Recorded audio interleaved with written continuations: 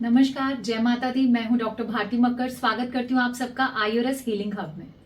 Friends, Navratri आने वाली है तो आज हम बात करेंगे नवरात्रि के बारे में, क्योंकि नवरात्रि के आते ही आप लोगों की क्वेरीज बढ़ जाती हैं। आप लोग जानना चाहते हैं कि नवरात्रि में कॉमनली इस्तेमाल की जाने वाली चीजें सफेद दाग के साथ उपयोग में लाई जा सकती हैं या नहीं, या फास्टिंग से कोई नुकसान तो नहीं होगा, या आप अपनी दवा खा सकते हैं या नहीं। तो इन्हीं सभी क्वेरीज को सॉल्व करते हुए आज के वीडियो में मैं आपको बताऊंगी नंबर 1, क्या सफेद दाग में फास्टिंग रखनी चाहिए या इससे हमें बचना चाहिए। नंबर 2, अगर फास्टिंग रख सकते हैं तो व्रत की कौन सी ऐसी चीजें हैं जिनका सेवन हम आराम से कर सकते हैं। और नंबर 3, आपको दवा कैसे खानी है, क्या नवरात्रि के दिनों में दवा का उपयोग कर सकते हैं। आइए बिना किसी देरी के वीडियो को शुरू करते हैं।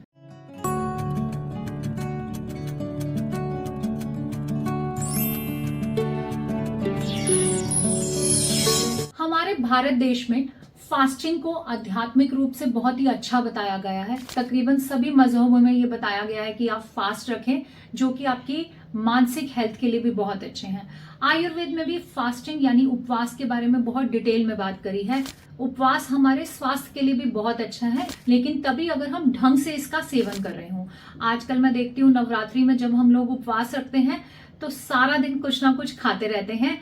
ऐसी कंडीशन में उपवास का कोई मीनिंग नहीं रह जाता। अगर आप उपवास करना चाहते हैं, माता रानी की आराधना करना चाहते हैं और अपने शरीर को भी उपवास से फायदा पहुंचाना चाहते हैं तो सही तरीके से उपवास रखें। आप सारा दिन में बार बार खाएं ना, आप ज्यादातर दिन में लिक्विड पिएं और एक ही बार नमक या भोजन का सेवन करें, क्योंकि उपवास का मतलब है कि आप अपने डाइजेस्टिव सिस्टम को थोड़ा आराम करने दें।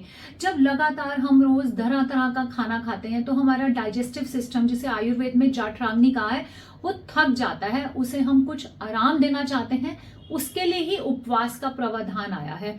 तो जब हम उपवास रखते हैं, कम खाना खाते हैं, तो हमारी जाठराग्नि को, हमारे डाइजेस्टिव सिस्टम को आराम करने का मौका मिलता है। और जब वो आराम करते हैं तो पहले से ज्यादा पावरफुल होकर निकलते हैं। इसलिए अगर आप फास्टिंग रखना चाहते हैं तो जरूर ध्यान रखें कि आप सारा दिन खाते पीते ना रहें। आजकल मैं देखती हूँ फास्टिंग को हम त्योहार मनाकर पहले से भी ज्यादा खाते हैं, नए नए व्यंजन ट्राई करते हैं और बल्कि अपनी हेल्थ कई बार खराब कर लेते हैं। तो इस चीज का आप जरूर ध्यान रखें। नंबर 2, आप इस चीज का जरूर ध्यान रखें कि अगर आप फास्टिंग कर रहे हैं तो आपको अपनी हाइड्रेशन का ध्यान रखना है। आपको लिक्विड चीजें ज्यादा लेनी है। आगे मैं ये भी बताऊंगी कि कौन कौन सी लिक्विड चीजें ले सकते हैं। अब मैं आपको सबसे पहले बताती हूँ कि फास्टिंग में खाने वाली आमतौर पर चीजें नवरात्रों में सफेद दाग के साथ खाई जा सकती हैं या नहीं। सबसे कॉमन जो चीज इस्तेमाल होती है वो है कुट्टू का आटा। कुट्टू के आटे का इस्तेमाल आप बिल्कुल कर सकते हैं, लेकिन कुट्टू के आटे की तासीर गर्म होती है, तो आपको ये ध्यान रखना है कि आपको ज्यादा मात्रा में इसका इस्तेमाल नहीं करना। आप इसके साथ सामक का आटा और सिंघाड़े का आटा मिक्स कर सकते हैं। उससे ये होगा कि इसकी तासीर जो है वो बैलेंस हो जाएगी, ये एकदम गर्म तासीर का नहीं रहेगा। तो आप इस तरह से इस आटे की पूड़ी बना सकते हैं, इसमें आलू मिला के इसकी रोटी बना सकते हैं। फिर दूसरे नंबर पे जो चीज आती है वो है साबूदाना। साबूदाने का उपयोग भी आप आराम से कर सकते हैं, इसमें कोई भी दिक्कत नहीं है। हाँ, जिन लोगों का वेट थोड़ा ज्यादा है उनको साबूदाने का उपयोग थोड़ी कम मात्रा में करना चाहिए, लेकिन सफेद दाग में इसको कोई भी मनाही नहीं है। बहुत लोग सोचते हैं कि ये सफेद होने की वजह से मना है, ऐसा बिल्कुल नहीं है। आप साबूदाने की खिचड़ी बना सकते हैं, आलू के साथ मिक्स करके इसकी टिक्की बना सकते हैं। आप साबूदाने के पापड़, इस तरह की चीजें भी इस्तेमाल में कर सकते हैं। नंबर 3 पे जो सबसे ज्यादा चीज इस्तेमाल होती है वो है आलू। आलू भी सफेद दाग में मना नहीं है। आप आलू की टिक्की बनाएं, आलू की सब्जी बनाएं, उसे कुट्टू की या सिंगाड़े के आटे की पूड़ी के साथ इस्तेमाल करें। आप सामक के चावल भी बना सकते हैं, वो भी सफेद दाग में बिल्कुल अलाउड है, उसमें भी कोई दिक्कत नहीं है। अब जो नेक्स्ट चीज आती है वो है दही और दूध। दही आपको बिल्कुल इस्तेमाल नहीं करना। व्रत में सब लोगों को दही की बहुत मुश्किल आती है। ज्यादातर लोग चाहते हैं कि हम व्रत के दिनों में दही का इस्तेमाल करें, और वो भी आप लोग इसलिए दही खाना चाहते हो क्योंकि आपको लगता है कि कुट्टू का आटा गर्म है, जो कि है भी, और दही की तासीर आप लोग ठंडी समझते हो। यहाँ पे एक गलत फहमी है। आयुर्वेद के अनुसार दही जो है वो उष्ण वीर्य की है, यानी कि गर्म तासीर की है। तो हम क्योंकि उसको फ्रिज में रखते हैं, ठंडा टच में वो होती है और हम सोचते हैं कि वो हमें अंदर से ठंडक देती है, ऐसा नहीं है। तो आप दही की जगह और ठंडी चीजें इस्तेमाल कर सकते हैं। जैसे आप खीरे का इस्तेमाल करें, वो बहुत ठंडी तासीर का होता है। आप तरबूज का इस्तेमाल करें, आप खसखस के शरबत का इस्तेमाल करें, कुछ एक ऐसी चीजें इस्तेमाल कर सकते हैं। और साथ ही साथ मैंने पहले भी बताया, कुट्टू के आटे का इस्तेमाल ज्यादा ना करें, जिससे गर्म चीज आपके अंदर ज्यादा ना जाए। और दूध का इस्तेमाल आप बेशक कर सकते हैं, दूध सफेद दाग में मना नहीं है, आप दूध का इस्तेमाल कर सकते हैं, पनीर का इस्तेमाल कर सकते हैं, दूध से आप दूध की कच्ची लस्सी बना सकते हैं या दूध का सेवन वैसे भी कर सकते हैं, आप दूध से खीर बनाकर भी उसका स्वाद ले सकते हैं, आप पनीर के पकोड़े बना सकते हैं, आलू के पकोड़े भी खा सकते हैं।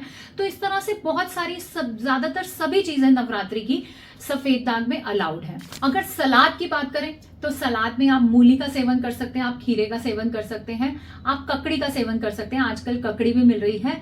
अगर फलों की बात करें तो आप केला, चीकू, आजकल खरबूजा, तरबूज मिलने लगा है, आप इसका इस्तेमाल कर सकते हैं। अगर स्नैक्स की बात करें कि आपको थोड़ा थोड़ा कुछ कुछ खाना है तो आप पीनट का इस्तेमाल कर सकते हैं, मखानों का इस्तेमाल कर सकते हैं और साबूदाना के पापड़ या आलू के पापड़ का इस्तेमाल कर सकते हैं।